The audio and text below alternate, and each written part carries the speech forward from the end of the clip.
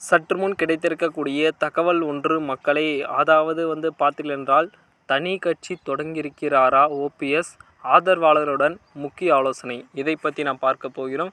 பார்ப்பதற்கு முன்பு நம்முடைய சேனலுக்கு நீங்கள் புதிய பார்வையாளர்களாக இருந்தீர்கள் என்றால் ஒரே ஒரு சப்ஸ்கிரைப் மட்டும் பண்ணிட்டு பாருங்கள்.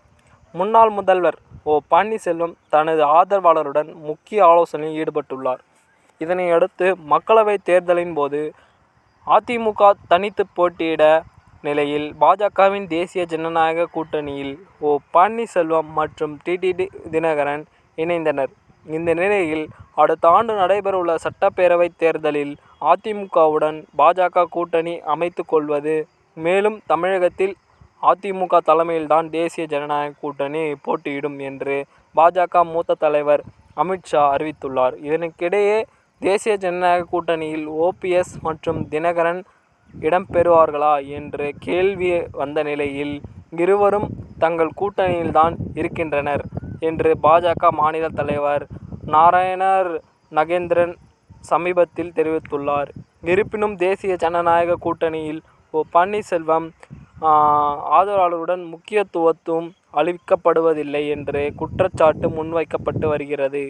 இந்த நிலையில் சென்னை வேப்பப்பேரியில் பண்ருட்டி ராமச்சந்திரன் தலைமையில் பன்னீர்செல்வம் மற்றும் அவரது ஆதரவாளர்கள் முக்கிய ஆலோசனையில் ஈடுபட்டுள்ளனர்.